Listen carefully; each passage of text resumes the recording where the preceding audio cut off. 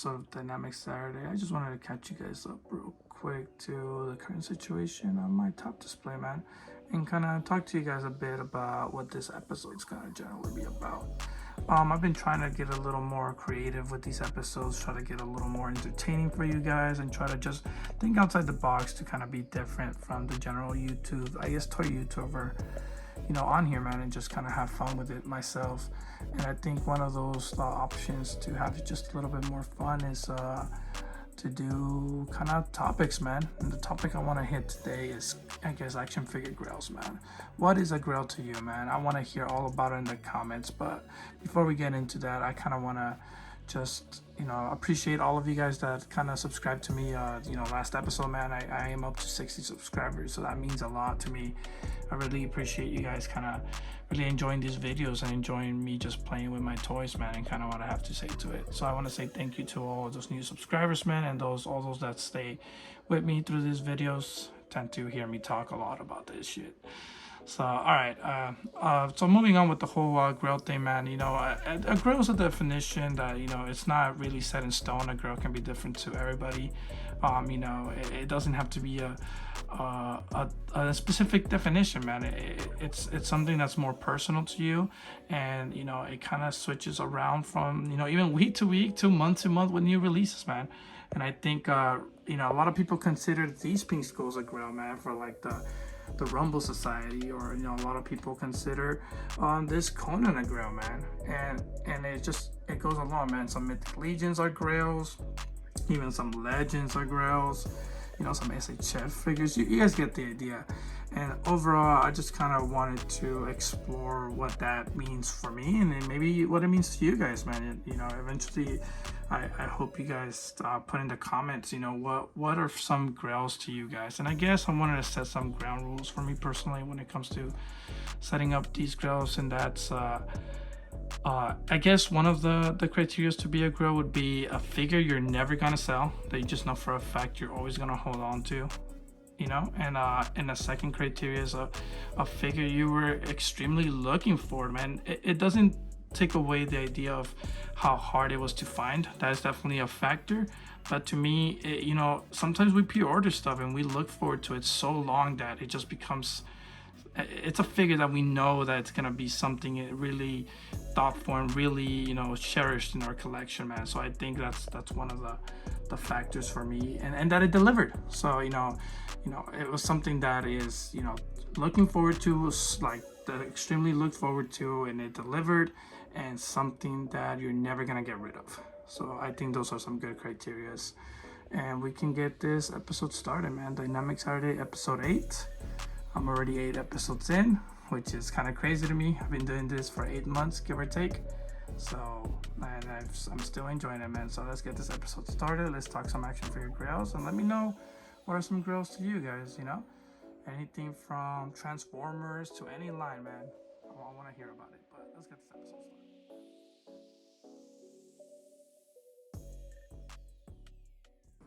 Starting episode 8, I believe, right, man?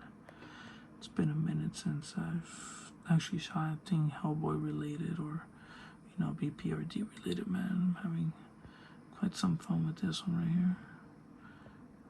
This Safe Sapien is definitely an underrated grail that a lot of people are looking for, man, but he tends to go a little expensive in the aftermarket, rightfully so. I've actually had this figure for a while now, man. I've just never came around to actually taking any shots of him. It's kind of funny that you have some figures for so long and then you just kind of forget to shoot it, man. You just forget about it and kind of hides in the background, man. But this guy's definitely a grail for me. It was about time I've caught him in some shots. It does come with its problems. His right bicep is fused. I think that's a general problem for most of them from 1,000 toys. And his right bicep is loose as hell, man. So it falls off every 10 seconds. Yeah, man, actually for this shot I did quite a few things, man. I actually experimented a bit. First thing is the background, man. I actually looked up some Mike Mignola art and just thought I would try to incorporate it into his characters, man. I think it fits well. I think I was able to really imitate his shadows as best as I could at the moment. I still need to play with it on the character itself, but I think the shadows came out really nice in this picture, man. And I'm actually using two different type of lights, I guess you can call it. The key lights allow me to kind of switch between yellow and like bright white lights, so I kind of tried to play around a bit with my lights, man, and I did one of each, see how it would come out, and I actually liked the contrast between the two. So that was dope, man. Then I added a little bit of a purple light back here with this skeleton to kind of make it stand out. But yeah, man, just trying different things. A lot of photography. Sometimes you get bored of just trying the same stuff, man, and just kind of, while you still keep your style, you want to try different things and just experiment, man. Sometimes I lose motivation because I feel like I'm just shooting the same stuff over and over again. But I don't know, man. I think this Save Sapien definitely switched it up a bit. All right, let's see how these.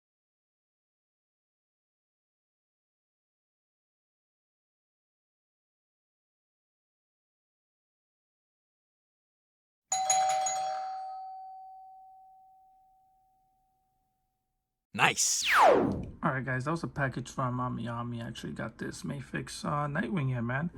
And right off the bat, I'm gonna say it's probably one of my favorite figures so far of 2023, man. This figure is just fun factor all around, man. Don't get me wrong, it does have, you know, his gripes, you know, his downfalls, but I'm definitely enjoying this figure, and I think you guys probably know from everybody shooting him on Instagram, man. So yeah, what can I say, man? This figure just articulates nicely. He looks awesome. I do have a few gripes, as I mentioned. You know, he feels a little cheap, man. In my opinion, he feels a little cheap. It might be because he's hollow from his chest area, just because you need to be able to switch out that back compartment to kind of be able to store the batons, the screamer sticks. And an issue with mine is that the paint is really sloppy on mine, man. And it kind of sucks because you can kind of see, even through the black suit, you can see kind of sections where the paint kind of chunked up a little bit, kind of clogged up a little bit. And just, it kind of sucks that the blue lining is not that great, man. Especially when we're paying like upwards between 80 to 90 bucks for a figure, man. You kind of expect the paint to be on point, man. But you know, looking past those things, you know, his arms kind of feeling a little loose and all that stuff, I still think it's probably one of my favorite Mafex of all time. I think they just captured the character of Nightwing really well, and they kind of killed it, man. You know, this figure's so dope. I've been, you know, messing around with them that it even got me reading that new Tom Taylor run, man, and that thing is pretty great, man. Really giving me inspiration for a few shots. And just to show you guys, man, like this thing can articulate crazy, man. Like this thing is just fun factor all around. Just the fact that they give you, you know, a few heads, a few hands, the screamer sticks. They even give you the cable with the screamer sticks. This guy is just fun all around, man. And it's just he's a dope figure. Let me go ahead and try to get him in a cool pose right here. Like the fact that you can get him kind of standing on one foot and kind of kicking is just really amazing. Let me get that pose right there.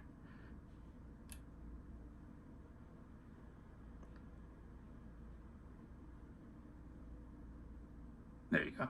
And yeah, man, just having a bunch of fun with this figure is just kind of the main thing about it, man. The fun factor for this figure is, you know, beyond anything, man. I did have a bit of a gripe early on. You can't really tell from pictures, but there's actually a difference between the boot and the suit. I did want that, but from early pictures, I kind of thought that this guy was kind of like one solid matte black all around. But I really appreciate Mafex kind of using a little subtle different color between the boots and the suit. Other than that, man, you know, it's Nightwing, man. He represents, you know, hopeful DC. You know, the dawn of DC is coming up, and I think what better figure to have than, you know, DC Comics poster boy, man. Another quick gripe, man. The more I play around with him, the more I mess around with him, is his ab crunch is not that great, man. Like he has a diaphragm joint and a waist, you know, kind of crunch, And you know, them both of them working together is pretty cool, man. But you know, Nightwing, Dick Grayson's supposed to be an acrobat, man, so he's supposed to really be getting into those barrel rolls, those really crunched up, almost Spider-Man poses type of thing, man. And the fact that this is the most it can go, it is a little disappointing. And another thing I kind of noticed is that he has a long neck, man. His neck is just, you know, kind of weirdly long. I don't know if it's the design or is it just me. But it kind of like it having a joint in there kind of makes it difficult for him to look natural, because you'll be posing him and then his neck kind of twists in a weird way where nobody's neck kind of twists that way. So it kind of throws off the whole pose. It's just little things I noticed like that, man, while I'm posing the figure that kind of come to mind. But those are another few minor gripes I have, man. But on top of all that, I still think that it might be, you know, top of 2023 contender, man. I'm definitely enjoying this figure, especially as a DC fanboy. I mean, but at the end of the day, man, like I said, those are minor gripes. I'm definitely enjoying this figure, man. You know, I'm posing him a bit. And overall, I think he's going to earn a permanent spot in my display, man. That's kind of how I'm starting to rate my figures at this point. If they're in a permanent spot in my display, then that means that they're pretty dope figures, man. So this guy's definitely going to go in the Hush display. But before we do that, let's get some shots in. See what we can do.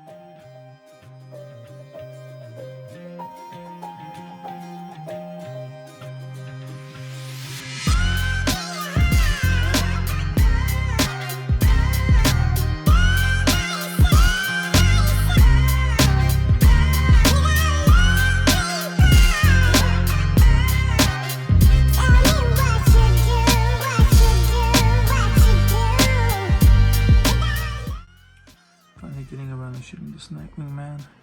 This figure's mad nice, as I mentioned before. And yeah, man, really enjoying shooting this guy. Have a little setup going here. We can break it down real quick.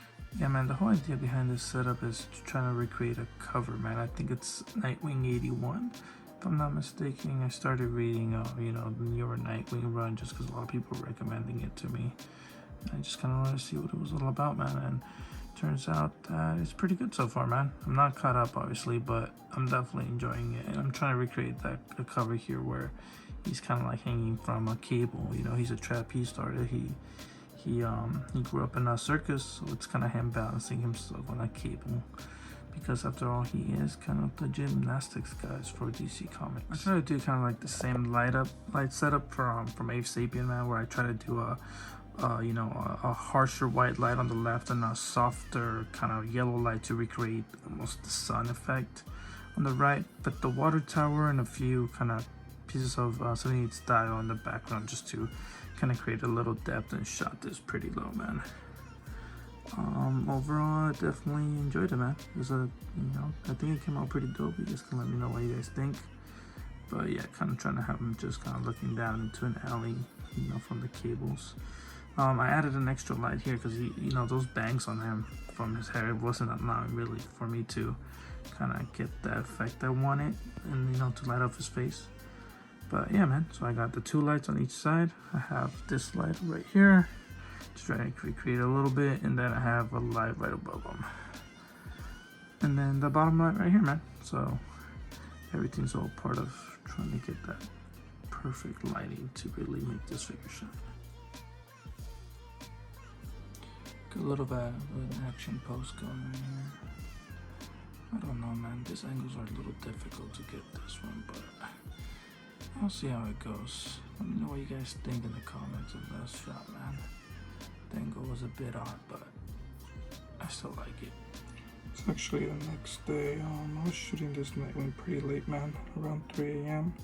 So kind of decided to just pack up a little bit and head to bed. But I didn't switch up anything. Left this little display standing with everything in the spot that it was.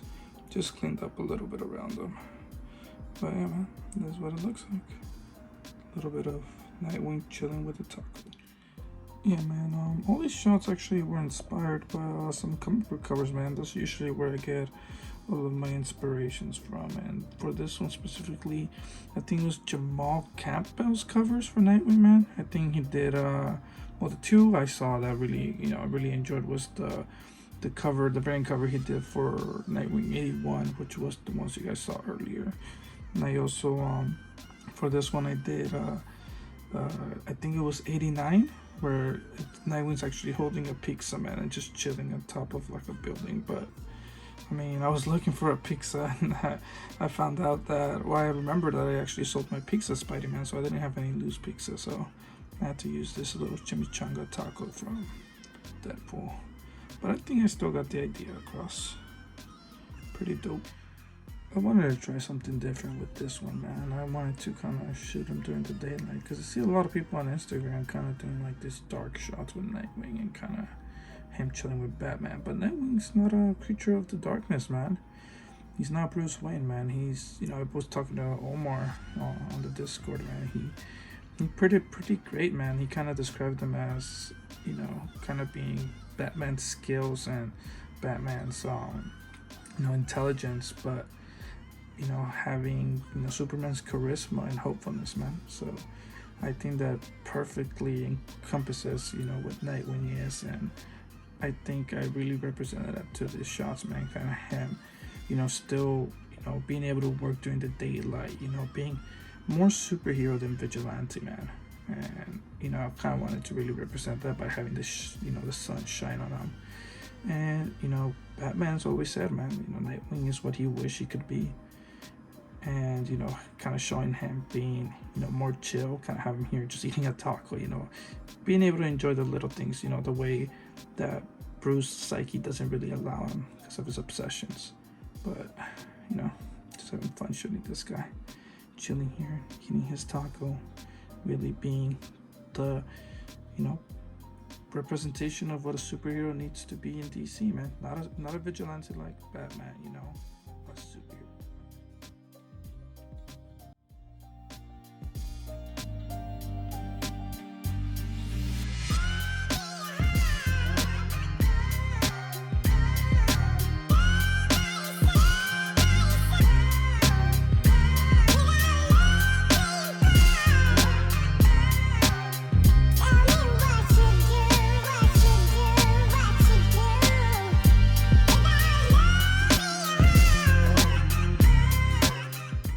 Real quick, guys, I have a quick shot of, you know, just Vegeta here in this Saiyan Saga outfit, man. Him and Nappa kind of attacking planet Arlia. If you guys remember from those old episodes, I forgot what it was, maybe Destruction of Arlia, where they're on their way to Earth, man. They kind of land on this bug planet and they just kind of destroy the whole place. You get a real sense for Vegeta's personality, man, and just you know, how sadistic he is as a Saiyan warrior. His thirst for concord and looking for a challenge in that episode, man. But yeah, something quick, just kind of representing them, kind of having fun. A little bit of sadistic smiles, just blowing everything up. And yeah, man, this Vegeta is one of those other figures I consider one of my grails, man. I'm definitely happy to have him in my collection.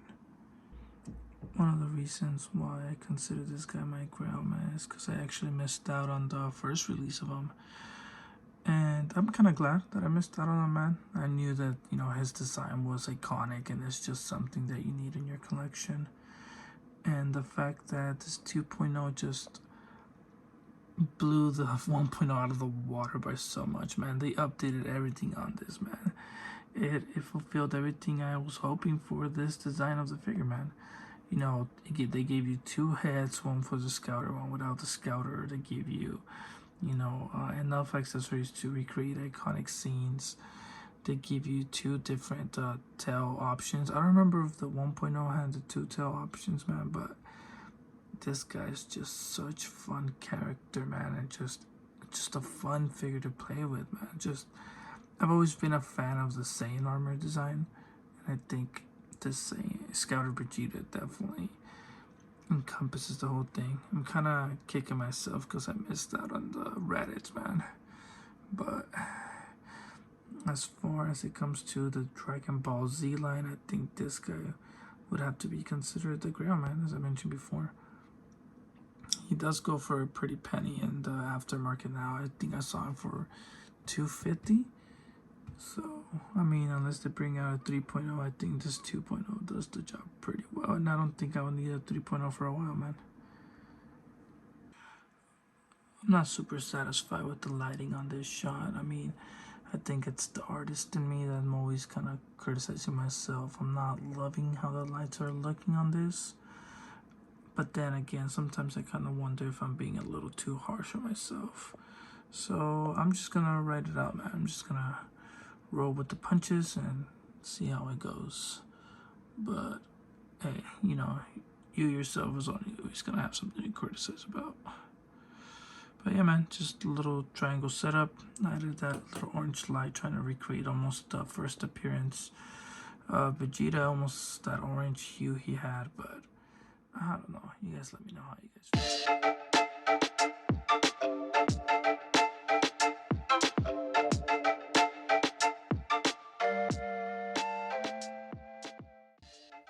Real quick, man, I actually picked up these Outback, man, not too long ago from my local Target. It's actually the first figure I pick up in a minute, man, from a retail store.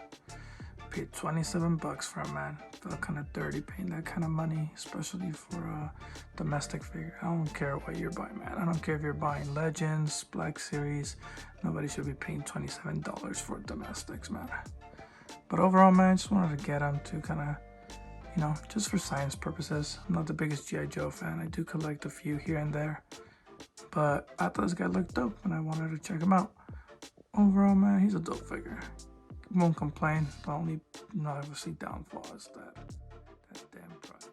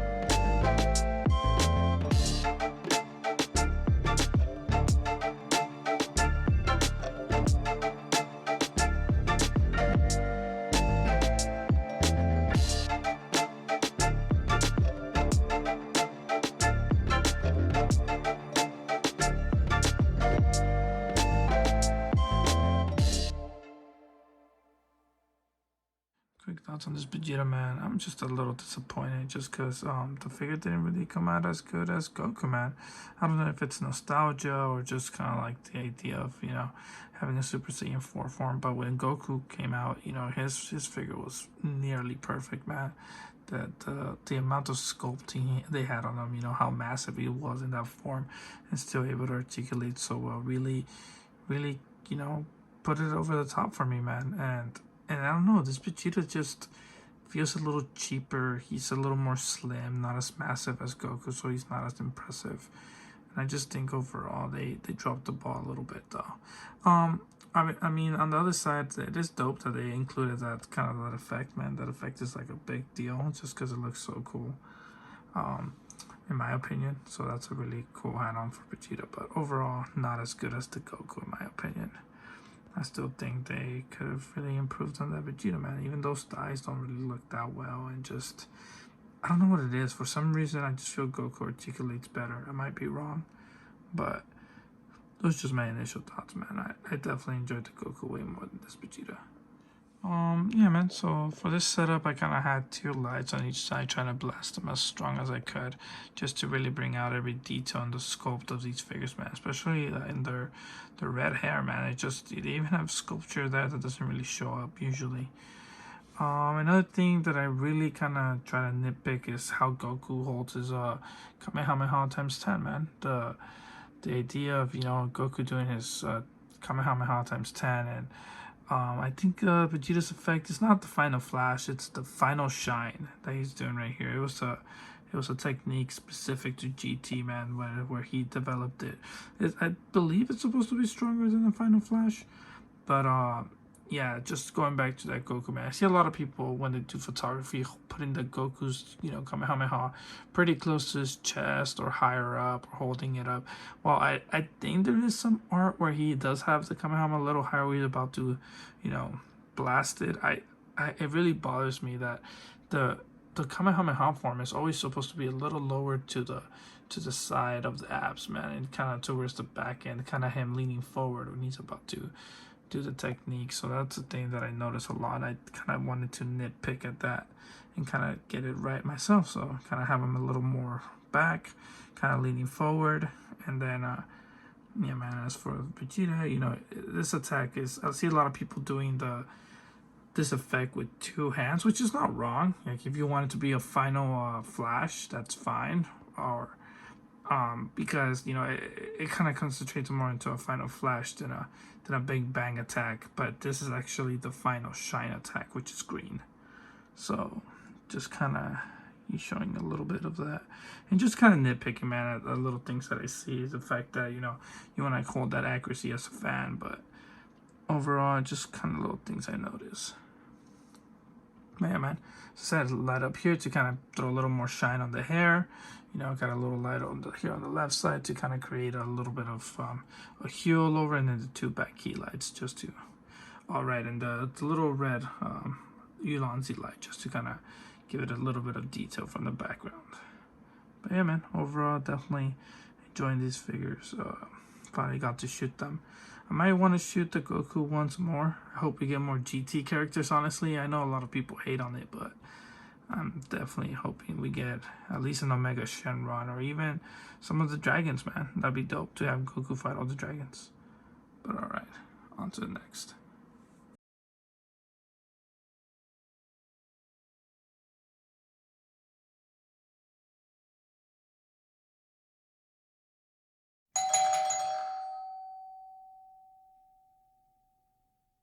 Nice.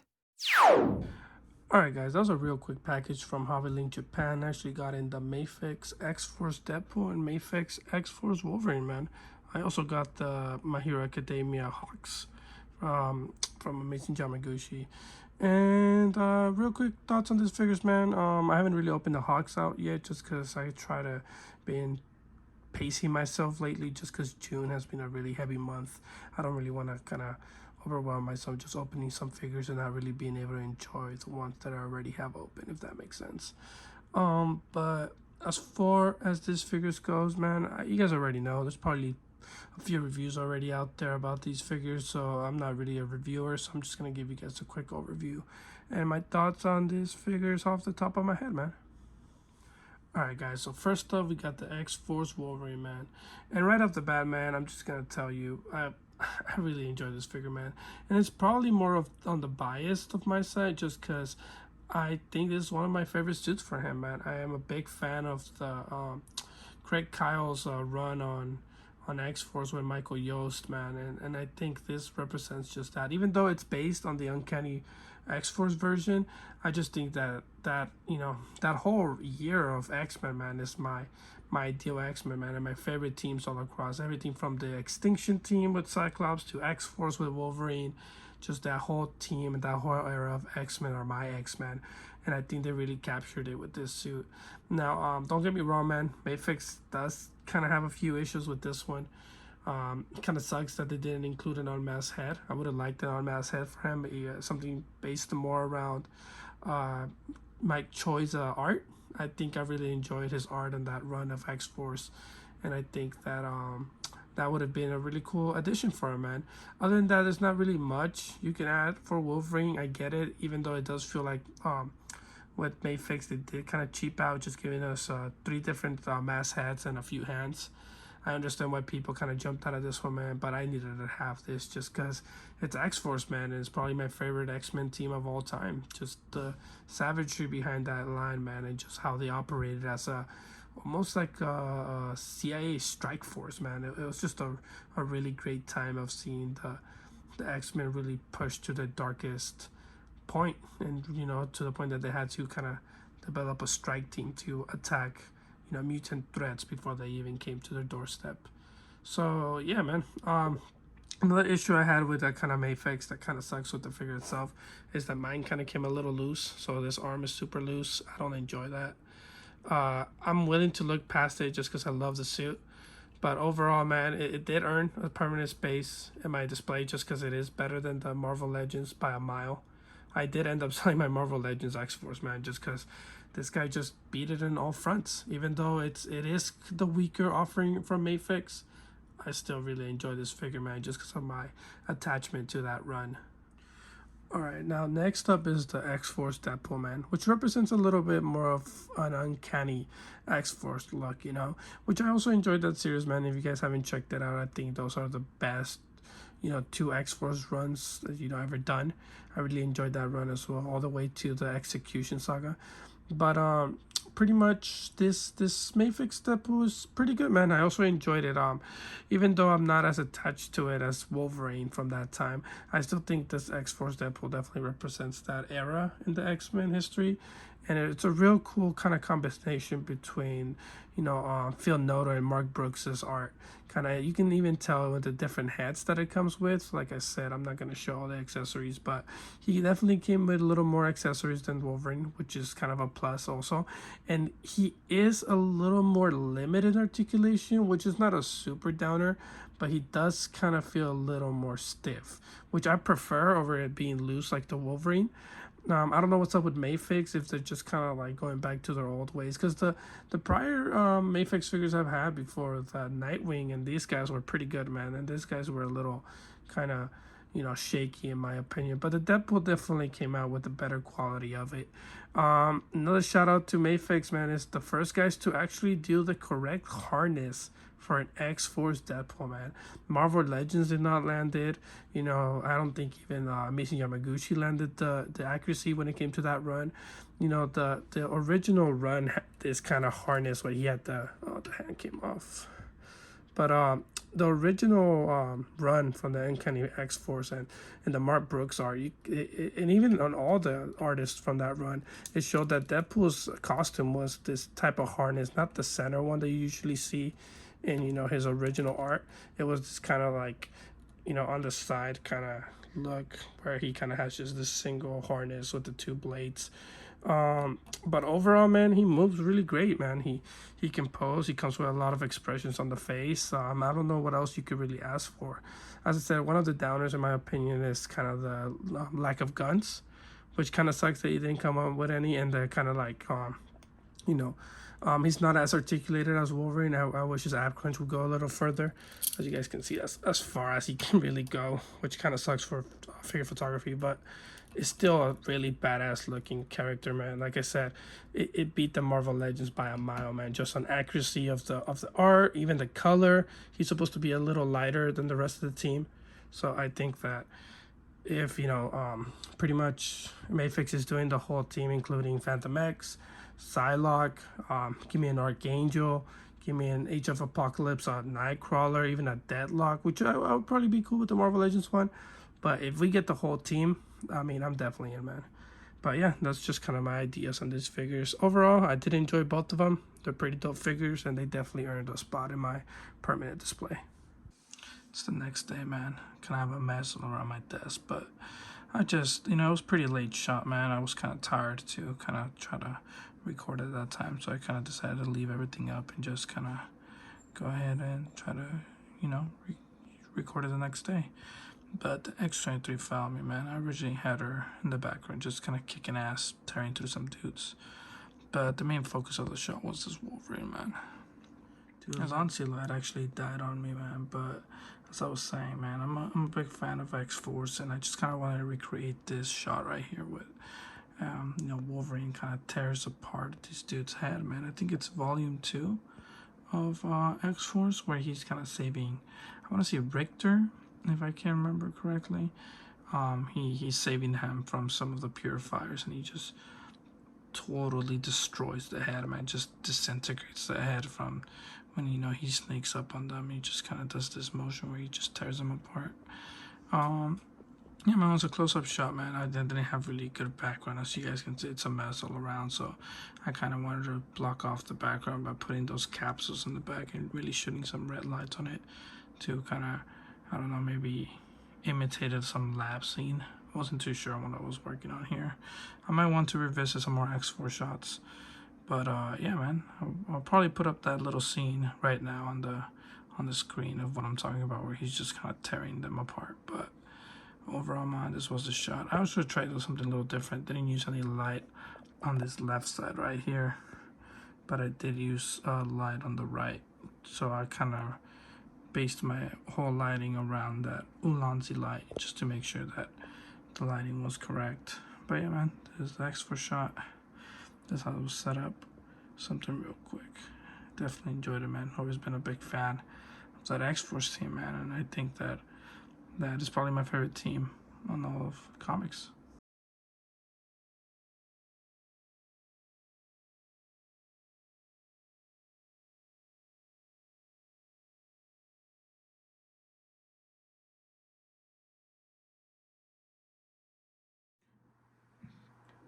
There's another Grail piece in my collection. The Mezco 112 Collective Deathstroke. This is actually the first Mezco I ever pre-ordered, man. You know, I wanted to get started on DC just because at the time Mattel had just kind of ended their DC UC line. Icons had kind of died as well, and I wasn't really trying to do any McFarlane, so I kind of fell into Mezco, man. And I'm glad I did because, you know, at the time, you know, we were getting kind of premium figures with awesome cloth, and everybody was excited about this. And what better line to start, you know, doing than DC Comics, man? And starting off with this dude right here. You know, it really kind of solidified my love for Mezco and solidified my love for, you know, collecting and trying to collect anything DC for them, man. I mainly just do DC for Mezco just because we can't collect everything. It's a little expensive, but what we can collect really makes up for it right here, man. I mean, in comparison to modern Mezcos, man, this guy is not too great, but he's still pretty sought after in the aftermarket, man, especially that stealth version of him. You know, I don't have that one exactly. I do have this more Mezco style classic suit, but you know, the whole thing with it not really having a lot of accessories, the only accessories you really get is what you see here, man, the display.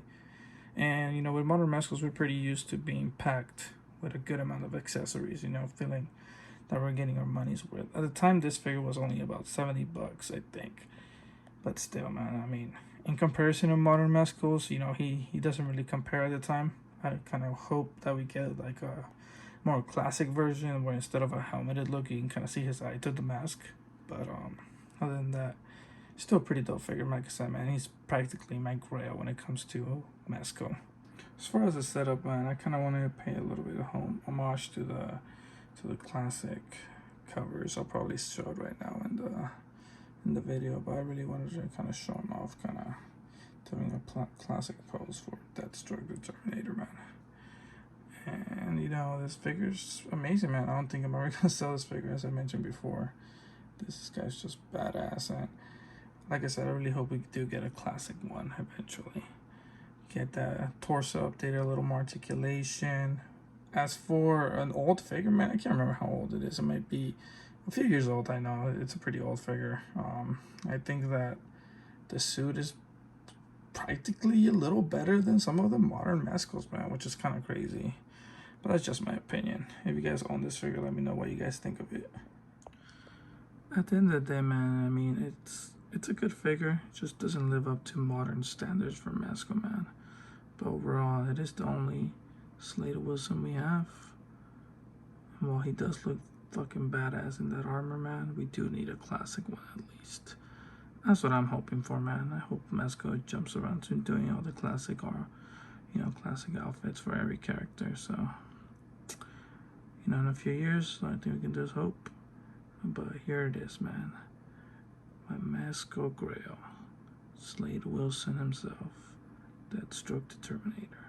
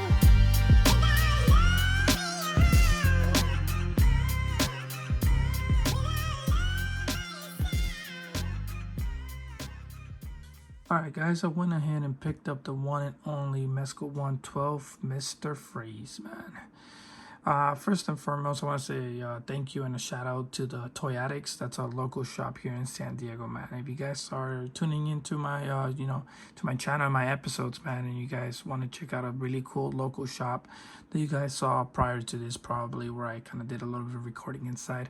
Those are the Toy Addicts, man. They always have great prices. You know, they try to keep great prices. And they were able to hook me up with this Mr. Freeze, man. I actually missed out on the pre-order, you know, a while ago. And I was low-key stressing on how I was going to get this guy, man. Just because, you know, once Mezco sells out, he sells out, man. You won't ever really get a chance to get him again unless you go to the secondary market. But the Toy Addicts, you know, they come through, man. I've been going with them for a minute. Every time I want to pick up something that is a little older, I tend to go to them, and they tend to really try to hold the prices, you know, as close to retail as possible for as long as they can. So I really appreciate that, man. So shout out to them.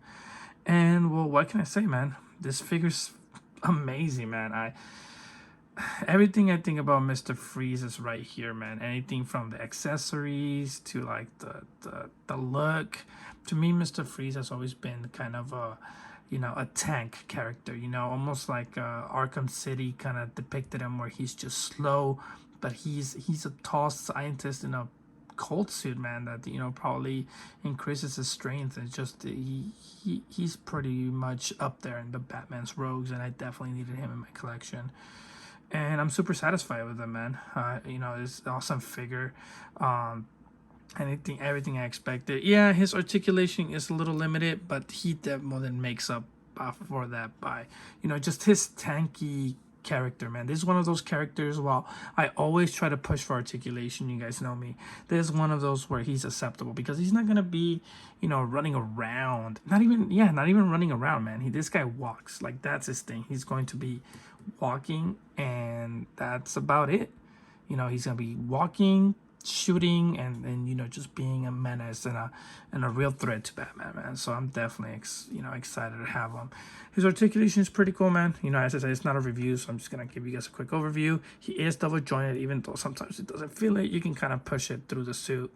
Some drawbacks I have for this figure, I just kind of feel, while the suit does feel really cool and everything, I just feel that it might crease over time. I don't know. I'm not really the biggest, you know, I'm not super, you know, confident in it. But other than that, man, there's nothing much to complain about this guy. Like the permafrost kind of effect on the suit is really amazing. I'm just a little afraid that this thing might, you know, get dirty over time. So I really have to keep an eye on it. But the light up features, like everything about this guy is awesome. You know, the accessories are awesome. If you guys want to go a little more detail, you guys can check out any review out there. By this time, it's probably tons of them. But at the time of me recording this, man, I have this figure kind of early for me. And I'm, you know, I usually don't break this rule, but I'm super excited to get him in some shots. So I might just jump straight into it and not wait around a bit. But yeah, man, I mean, what else can you want with Mr. Freeze? He's definitely imposing on your shelf, and he has definitely earned a permanent spot in my display. That's just it, man. This guy's amazing. So yeah, let's get this guy in some shots, and I'm excited to get him to kick some of Batman's ass, man. You know, he can throw some kicks in there, you know, kind of like, you know, a little bit of walking, and maybe not a kick, but, you know, he, like I said, Mr. Freeze is a tank. You don't need him doing much. You just need him to stand and be imposing. I'm missing a little more with Mr. Freeze, man. A lot of options when it comes to figure photography. Just trying to kind of show him off, capturing Batman. He was kind of, you know, in the shadows, and Mr. Freeze was able to catch him real quick.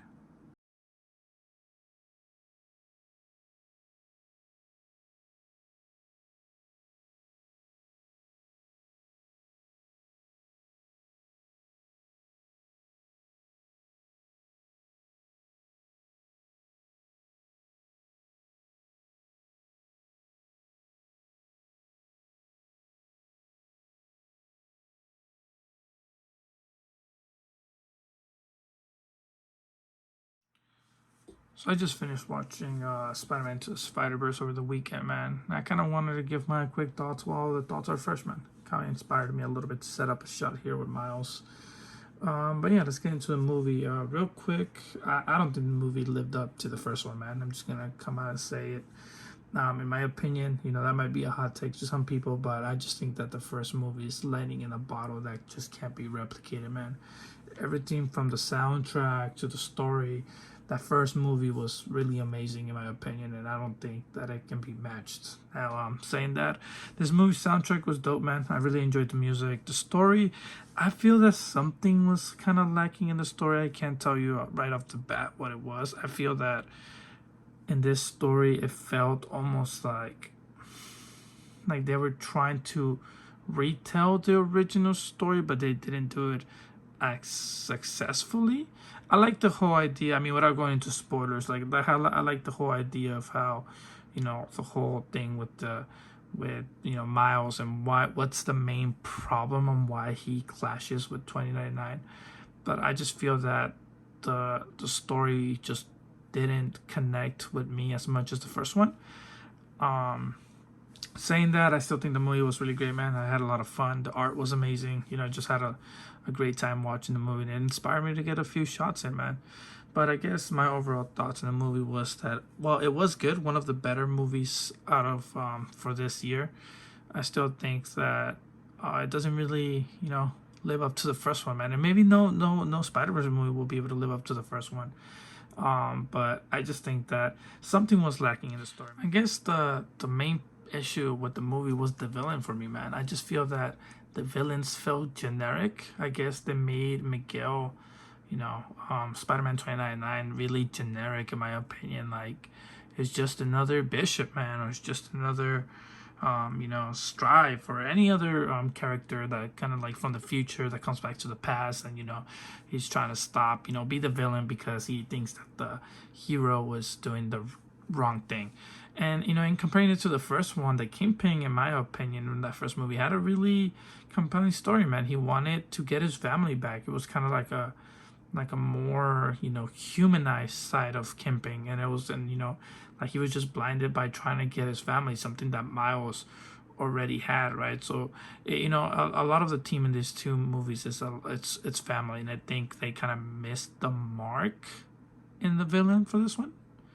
But I guess that they still had the family kind of like side of it, which was cool, but I still think that they just missed the mark with the villains.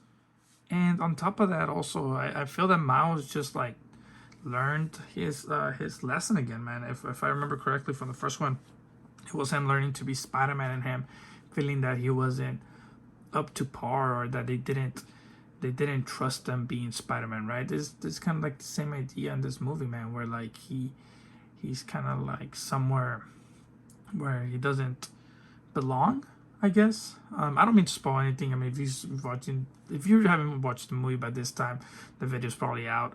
You guys, it's far overdue. But the point is, I just feel that they kind of retold his story in another way, which is not a bad thing. It wasn't feeling it as much.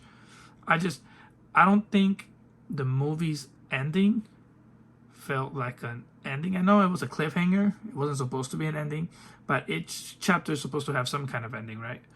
I just wish they would have wrapped it up a little more than they did. They just kind of left us with more questions, which I don't know if it's a good thing or a bad thing. For me, I didn't like it as much. Like, it was cool, but I kind of wanted more. So I guess I'm just kind of nitpicking at this point. Yeah, man. But for this shot, I kind of, I got inspired by the movie, man. So I really want to show kind of Miles being his own man. The way I kind of look at it, I'm a big Ultimates fan. I think I've mentioned this before, but my favorite universe in all of Marvel has always been the Ultimates.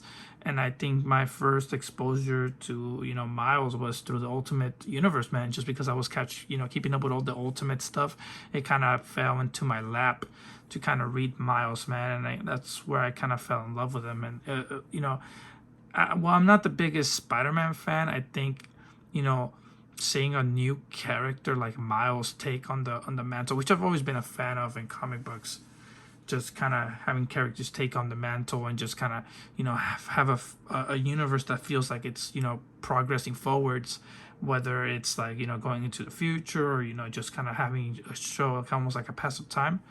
I think that's what really made me enjoy the character for me personally. And you know, I think for me, I think Miles works better when he's only Spider-Man, man. I think he works better when he's the one and only Spider-Man, and pretty much he kind of, you know, we can kind of revolve around those Spider-Man stories, but in a new way with a new take on it.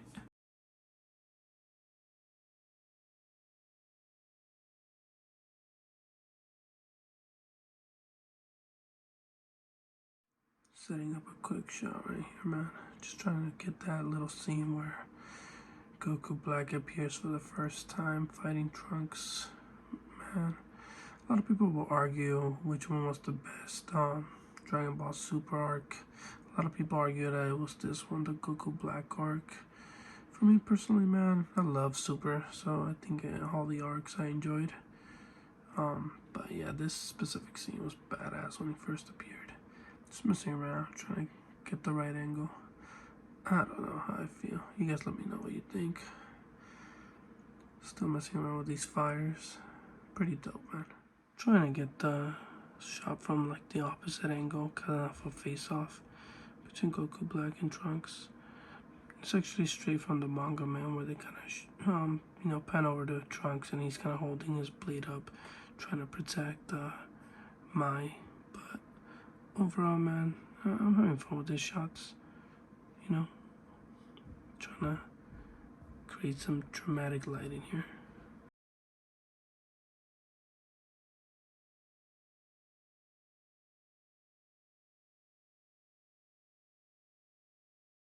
Real quick, guys, you know, just trying to show off the rest of this figure, man. You know, he definitely earned his Grail status, in my opinion, amongst the Dragon Ball community, especially in Dragon Ball Superman.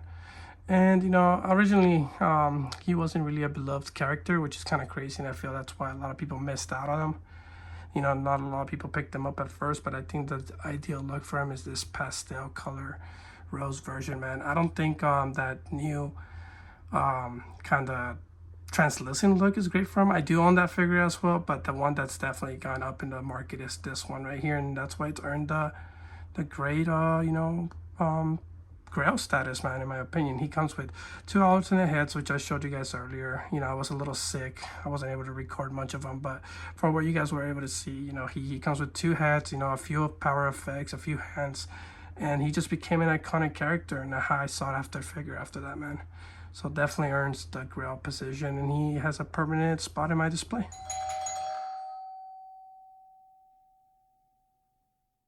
Nice. Real quick, guys, those are my actual pile of loot from BBTS.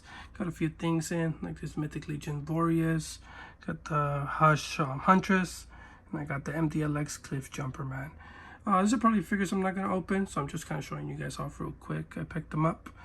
The rest of them I might open. Just trying to take my time with my figures, man. Trying to enjoy them. June has been a heavy month, so keeping a few things on ice before I get to really photograph. Alright guys, that was a package from BBTS, my pile of loot. And pretty much these are the 3 main figures I opened right away, man. And they're probably the 3 most anticipated figures I have for 2023, man. That was some figures I was really looking forward to. The most I could probably think of in recent time, man. Out of the top of my head, I really can't think of any other figure I was really hoping to get in my hands more. And I'm gonna say this, man. One definitely impressed me. It really surpassed my expectations. One of them was a little overwhelming and just disappointing all around. And one of them just kind of met just exactly what I expected from that company, man. And I think it's something I really want to talk about. So as I said before, and I said every time, this is a review. I'm just going to go through some key points that I think are worth talking about these figures and try to not take too long trying to geek out over these guys. So let's get started real quick. Alright guys, so real quick, let's get started with the figure that impressed me the most. And that was the Chainsaw Man from SHfiguarts, man. This figure, what can I say, man? It's just a fun figure, man. I just can't put down, man. As soon as I opened them, he just feels really great, man. I've just had a great time, you know, just messing around with this figure, posting them. And, you know, overall, I mean, what if you guys have seen reviews of this guy, and probably by the time you guys see this recording and the episode's out, you guys have probably seen tons of reviews. But what is there not to love about this guy, man? The articulation is amazing. The fun factor is just all around. I feel they really executed this figure really perfectly, man. And I can't say enough about how much I love this figure, man. This thing is just, aside from the IP being great and you know, the anime being great, I think that this figure definitely represents what SHF can really do, man. And I think yeah, there is some issues with it, whereas the point that it didn't come as much, you know, the only thing you really get is two interchangeable face plates, really, kind of, and like you know, interchangeable tie and a few hands. But what this figure lacks, man, it makes up in fun factor. Just the fact of how it moves, man, and how smooth it is, and just the overall feel of it. Now, when I originally saw it, man, I did mention that the shoulders were kind of an issue for me when I first saw them, that they were kind of ugly and I didn't really like how that looked. And not having it in hand, they're not that much of an issue, man. I'll tell you this. They are difficult. Now, difficult doesn't exactly mean bad. It just means it's a learning curve. And once you get through that learning curve, man, this thing is just amazing, man. Because once we get through any learning curve, I think we all just get better. And what this guy makes you better at is posing, man. Once you get, you know, once you understand how the engineering works, how the figure works, the poses it can get into are just, the sky's the limit, man. And it's just so fun to play around with. The fun factor is crazy on this, even without that many, you know, accessories. And I think this guy just nailed it, man. I do have a few gripes. I think mine, unfortunately, did come a little chipped on this, on the chainsaw on the top, man. I've noticed that, you know, it is a little sensitive with those. I did contact BBTS, hoping that they replace it for me. I'll let you guys know if that happens. But the overall, man, it's just such a fun figure, man. And those shoulder joints remind me of Revoltech, which is crazy. The fact that, as I was saying, man, this guy is just like an SHF Rebel Tech, man. And what I mean by that, more specifically, is that this guy has a lot of cuts and specific joints that move in almost like one axle, if that makes sense, like one way. And that it once you put all of them together, it just makes the figure that much more articulated than your usual SHF. At least in my opinion. The rubber, you know, the rubber sections, like the you know, the edges of the shoe are rubber, so it allows it for a great movement. Just overall, this figure is just, it's great, man. I mean, that's, as I was saying, you know, like the way the joint works, like you're able to do this stuff where you just kind of cross the figure to get like the arms together, and it's just the way it moves, and like, it's just an overall fun figure, man. And that's all I really have to say about it. You know, I definitely got to get this guy into some shots and then just kind of mess around with him a little bit more. I'm definitely having a great time posing him. Now on to the figure that is exactly what I expected, man. And that was the Mezco Superman.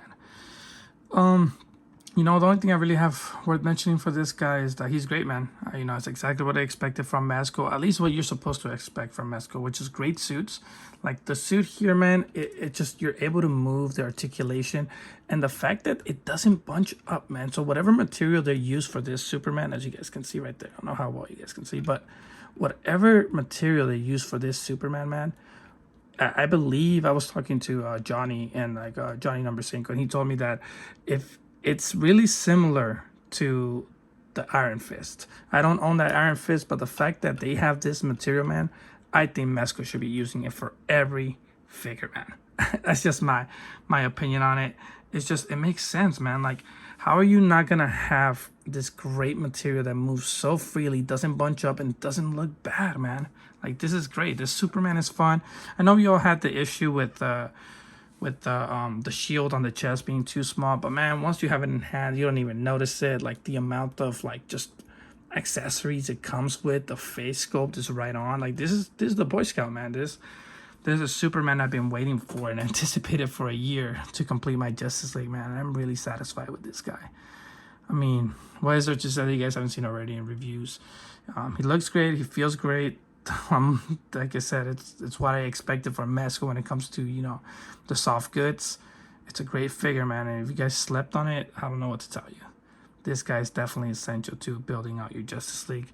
And it's just, as I said, it's just exactly what I expected from Mezco. And it's something I'm really satisfied with. The only issue, I guess, you know my guys, I have to have an issue. I'm critical. I don't know. It doesn't mean I hate the figure. I just tend to really nitpick sometimes. And this is definitely a nitpick, is the neck joint. In my opinion, the neck joint is a little long. He has a long neck and the head doesn't sit perfectly on there. I don't know how to explain it. Like, if you guys can see it, I feel like it doesn't peg down as great as it could. I don't know, it's because it's part of like kind of like him having the alternate head with the light up feature, or if it's just my version of the figure, man. But that's kind of my only gripe overall. But like I said, exactly what I expected. If you're paying for high quality figures, especially from Mezco, this is why I always expect them to deliver. Alright guys, now on to the disappointment, and that is the SHF Trunks. My bread and butter, man. It's Dragon Ball. It's one of them. And I think that this was one of the most disappointing 2023 figures, just because I was so excited when he came out, man. Let's go over the positives first. I like how we designed the bandolier on him, you know, to hold the sheet of the sword. I hated that peg on the old one. I do have both versions of the old one, and one of them, the pretty much the peg snapped on me, and the other one, I don't really move it. The super version, I don't really move the figure at all to try and not, you know, try to break that peg. But that aside, man, I only have one thing to show you guys, just to kind of point out my disappointment. This thing is stupid loose. Now, I don't know if it's, you know, SHF pumping out way too many licenses, way too many figures, and just losing the quality. I don't know if it's the fact that we moved to Vietnam to try to make these figures. I believe this one was one made in Vietnam, the same as the Super Saiyan 4 Vegeta. But as you know, lately most of the SHF drops I've seen, except for the Turleys, even the Turleys, man, they're loose, man. I don't know if it's even the Mafex stuff. I don't know if overall most import companies, when it comes to 6-inch figures, are kind of losing quality, or I don't know if it's just SHF. You know, I would have, you know, completely believed that if that Chainsaw Man over there wasn't so great, and I think he came out after this Trunks, and I think that's just the issue with me, man. It's just and I've seen so many QC issues across. At least mine, the arm doesn't pop off, which I really appreciate. But the thing is that what killed it for me is the fact that it's so loose makes it not fun.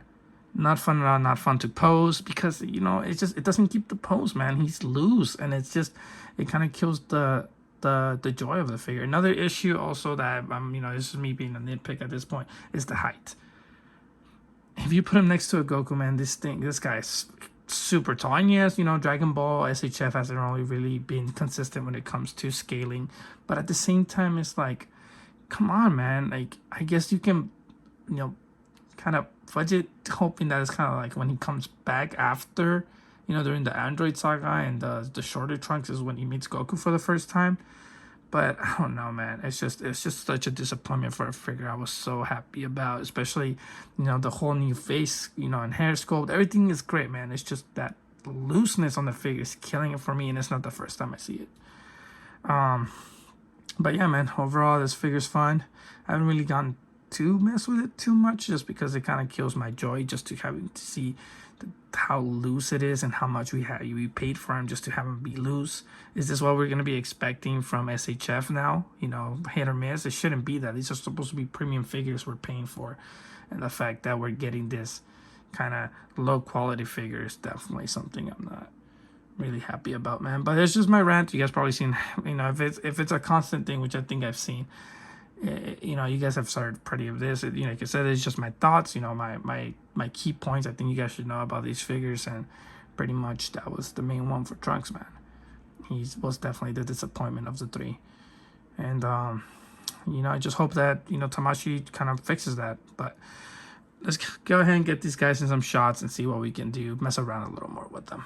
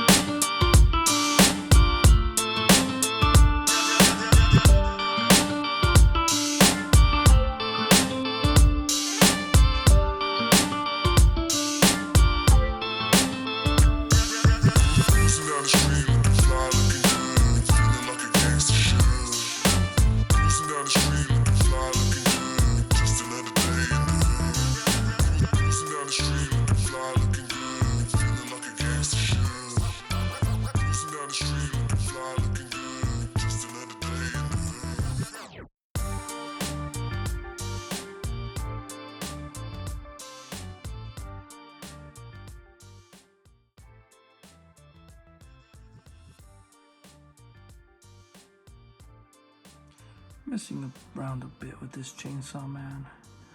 I wanted to do something different, man. I saw a lot of people kind of doing the general poses for kind of wanted to switch it up, you know, add a little bit of blood like he's mid-transformation. You know, he just got fucking thrown through a building and he kind of just decided to transform to kick some ass, man. So yeah, just having fun a little bit, adding a little bit of props. Just trying to get the right shot right here. Trying to recreate a scene from the anime, man. They tend to really love to create this kind of motion of, or like sense of motion in that, man, where they kind of shoot from the end of the chainsaw to the head and they go in really close or really close up to the head and they show kind of like the eyes shining through the openings on the chainsaw, man, and it kind of just, it's such a dope shot, man. I really love it. I try to recreate it here. You guys let me know how I did, but I'll probably put up another picture, man, just to show you guys exactly the angle I was going for. Added a little green in there just to give it a little taste, something different. Final shot was a little bit of inspired by a manga panel, man. I haven't really started the manga. I know my little brother is a big fan of this, man. I remember him trying to hype me up on this thing, and I just thought at the time that Chainsaw Man didn't sound that fun, but I definitely became a fan of the anime. I want to read the manga now, but this is a shot straight from the manga. I won't tell you exactly when because I think it's spoilers from what he told me. But once you guys get there, if you guys have read the manga and you know are to that part, let me know what you guys think inspired me for this shot. But yeah, man, you know, 2 yellow lights to kind of represent some sun. Had to add a little bit of light down here, and just the general stuff overall. But look at that posy, man. This guy's amazing.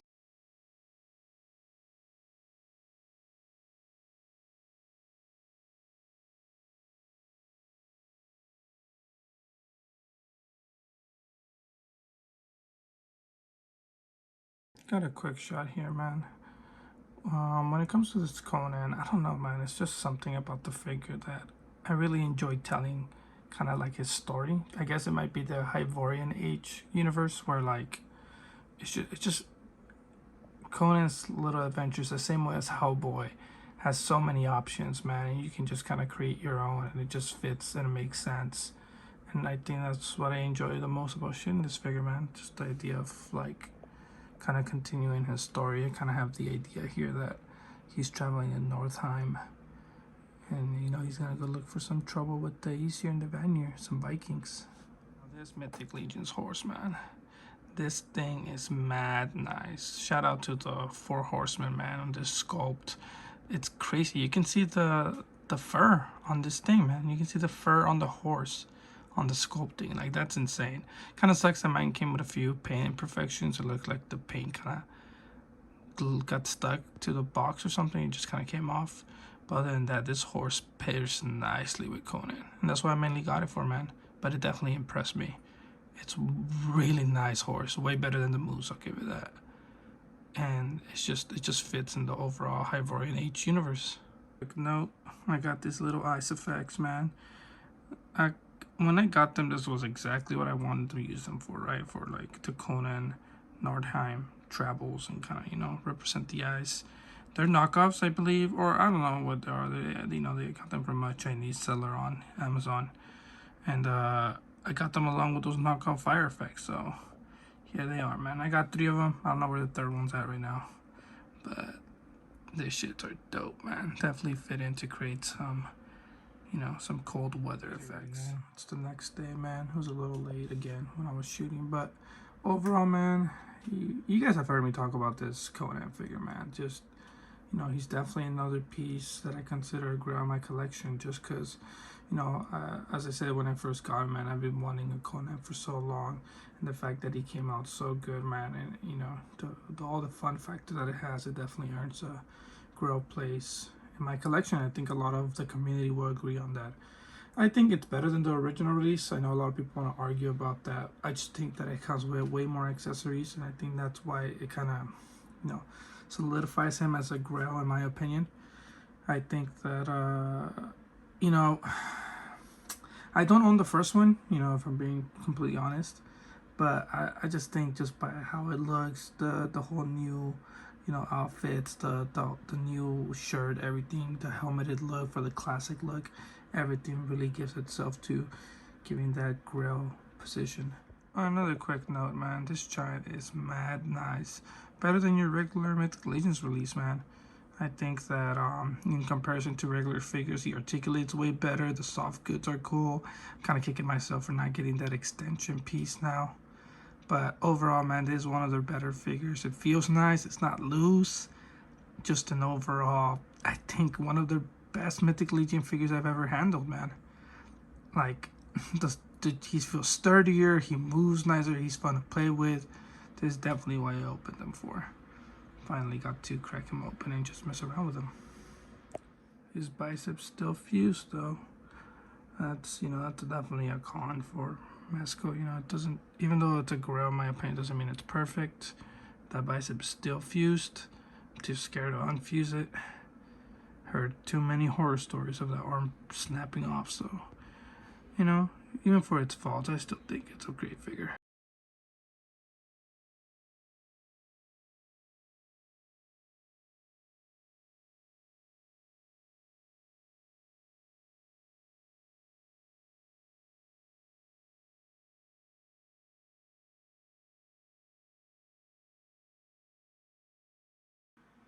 You guys already know, I couldn't end this video without getting the world's greatest paranormal investigator on here, man.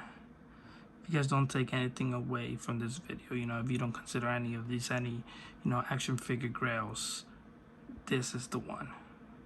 1,000 Toys Hellboy, man. The most prized figure in my collection. Real quick, man, trying to finish the second part of this little Hellboy photo shoot, man. Trying to recreate the scene from the Iron Shoes. It's one of my favorite stories by Mike Mignola. Well, one of my favorite short stories by Mike Mignola, man. I think that the fact that this story is only like 2 pages and it's just hilarious, awesome, and impactful at the same time. It's just, this story just definitely kind of sums up Hellboy's character, man. If you guys don't know what I'm talking about, go look it up, man. I think they did a short animation that you can find on YouTube that kind of runs the story. It's super short, man. Honestly, it's like only like 3 minutes of animation. And it kind of tells you the whole story. But as I said, man, if I can only choose one figure to be my ground this whole episode, I'll probably choose this 1,000 Toys Hellboy, man. I don't know, man. It's just, this figure to me is just literally the ideal figure for a character. And it's probably my bias. You guys already know that I'm a big Hellboy fan, but the fact that 1,000 Toys decided to really make a Hellboy figure and partner up with Dark Horse was just a dream come true.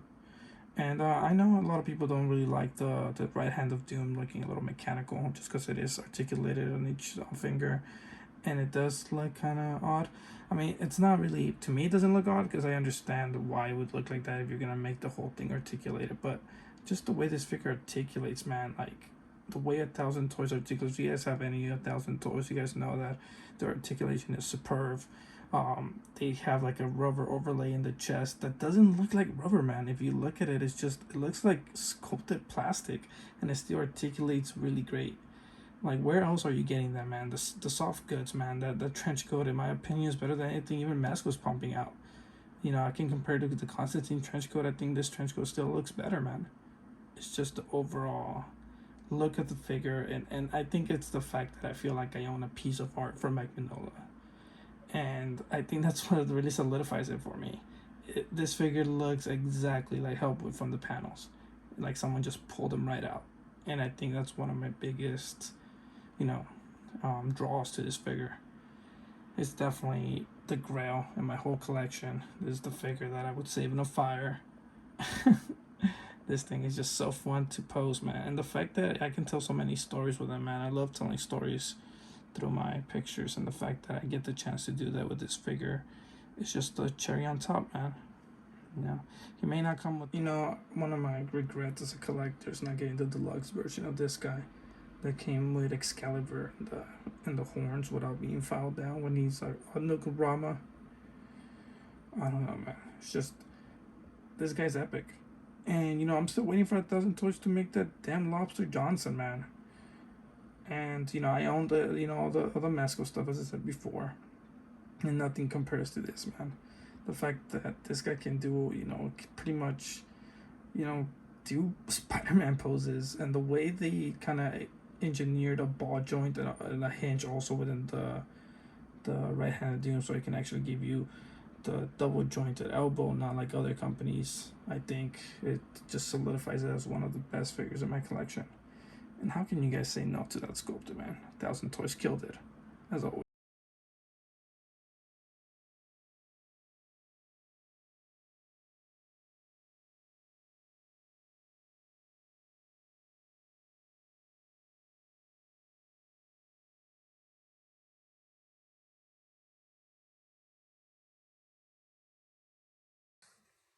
Alright guys, it's been another episode of Dynamic Saturday. First and foremost, I just want to say thank you to all of you guys that subscribed to me over the past month, man. I had a spike of subscribers. I think I'm up to 65 subscribers now, which means a lot to me, man. Might not mean a lot to most people, but it definitely means a lot to me to have 65 people that will actually want to, hear me talk about toys, talk shit about, articulation, just, break down my photography, all the stuff I do on this channel, man. And actually have 65 people that want to listen to my dumbass just talk is great, man. It's really encouraging, just for the fact that even though I do this for fun, and I'll keep pumping these as long as I have fun, having people to interact with in YouTube is always something great, in my opinion. And while I'm not the greatest at this whole YouTube thing, I feel that I'm improving with each video. I might not be fully satisfied with some videos sometimes, but I feel that I'm still moving forward no matter what. But yeah, man, I just want to say thank you, and I appreciate all of you that actually decided to subscribe to me. Now, moving along, this video is a little long, man, so I don't want to talk too much and just kind of drag it out more. It's probably the longest video I've had ever, man. So I just want to say a shout out to the Lost Cause Collective, guys. They've always been supportive of the show, man, and they have the coolest show out there. I'm not even gonna I'm not gonna sugarcoat it, man. I'm not gonna be modest about it. They have the coolest show out there, the most fun, the most entertaining toy podcast I've heard in a while, man. And and I've been on the show a few times, and I've always had a great time. I've always enjoyed it, man. And and they've always been welcoming, so I really appreciate them, and I want to say thank you to them as well. I'll leave a link in the description, man. There, check out the show, man. It's probably that's the podcast I watch the most, man, to be honest. So moving along, I did want to kind of give you guys a little bit of news. This episode was pretty long just because the month of June was really hectic, and had a lot of stuff going on. I do apologize if I sound a little weird in some parts of the video. I did get sick, but I'm not gonna get into all of that. The point is, I really appreciate you guys kind of powering through it with me. It is the longest video, but I'm gonna reward you guys for making it to the end. So if you guys made it to this ramble I'm having right now and to the end, I'm actually gonna be having a little bit of a raffle, man, coming up for my 12th episode. So it is kind of far away, but I just want to kind of reward these new people that are subscribing to me early in my first year of YouTube. So I just kind of wanted to give you guys some kind of way to say thank you. So the way I'm gonna do this is I'm gonna definitely kind of grab you guys and kind of do a raffle by the time that I hit my year in YouTube as an anniversary. So I'm actually planning to do two things. I'm probably gonna run like a figure photography contest. I still don't have the details on that, but I'll probably announce the full details of that later down the line. But right now, what I want to kind of get into is the fact that I want you guys to comment this video. So if you guys got this far and you just heard me talking about all that crap, yeah, comment on this video. Doesn't matter what you guys comment, as long as you comment, and kind of shows me that you guys made it to the end, and kind of listened and kind of commented on my video. I'll take you guys' username and put you into a raffle. And by the time that I hit my 12th episode, I'm gonna come back to this episode and check who commented, and you guys know the drill. Just kind of get all the comments on there. Another thing that I'll probably be asking is proof of subscription. I just don't want to I don't want to be out here giving prizes to people who are not even subscribed to me, or just kind of unsubscribe as soon as they win the contest or the raffle, really. Anyway, but yeah, so just go ahead and leave a comment in the section below, and I'll go ahead and get you guys information. And probably by the 12th episode, I'll announce the winner, probably run a raffle, and I'll get you something cool. I still don't know what I'm gonna be. It's gonna be the price. I'll probably, you know, show it down to episodes. Still got a little bit of time to figure it out. But yeah, man, I just want to find a way to give you guys, say thank you to you guys, to the original subscribers, right? So leave a comment in this specific video. I'll come back. There's a reason it's the longest video. I'll come back and, you know, kind of get all you guys' names from the comment section, and probably hit you guys up about proof of subscription, man. I'll probably be a picture. I'm not a goddamn detective. I'm not gonna fucking ask you guys to, you know, give me like all this crap to prove you're subscribed. Just send me a picture that you're subscribed and we're good, man. But yeah, another thing I want to say is shout out to Mezco Toys, man. They did give me a feature on their Mezco website, and I really appreciate that. Also to the Toy Addicts, man, for getting me that Mr. Freeze. Without that Mr. Freeze, I wouldn't have gotten that feature. But yeah, man, you know, it was really great to get a feature of Mezco Toys. So I want to say, if you guys ever, you know, anyone from Mezco Toys ever checks this video, I want to say thank you for that feature, man. It meant a lot to me. And I've been rambling on for 5 minutes now. So yeah, man, that's kind of the breakdown. So just go ahead, like I said, don't forget to leave a comment in this video so I can get you guys' name down to get that you know, raffle going. I'm probably gonna, crap, I've been talking so long, but the point is, sorry about that, guys. I'll be getting those picks. So probably the way I'm gonna do it is I'm gonna just do that until I pump out my next video. So make sure you leave a comment before my next video comes out, because I'm gonna go ahead and, you know, just check the time and, you know, correlate the times to see who commented before the, episode 9 came out. So you guys be on the lookout for that. If you guys want to go ahead and like this video, it's much appreciated. Subscribe. Also, I do this every month. Talk toys, talk photography, talk topics, new pickups. I'm probably gonna slow down just because, you know, as like I said, June was kind of a little heavy, but in the past few months I haven't really been pre-ordering as much stuff, because I kind of realized that we don't need to be pre-ordering everything, guys. You know, you can just get it at another time. It's not that big of a deal. But yeah, that's about it, man. So I appreciate you guys making it to the end of the video, to that whole little talk. And, you know, Hellboy saluting you guys. You know, cheers for the 65 subscribers. And I really appreciate you guys. I'll catch you guys later.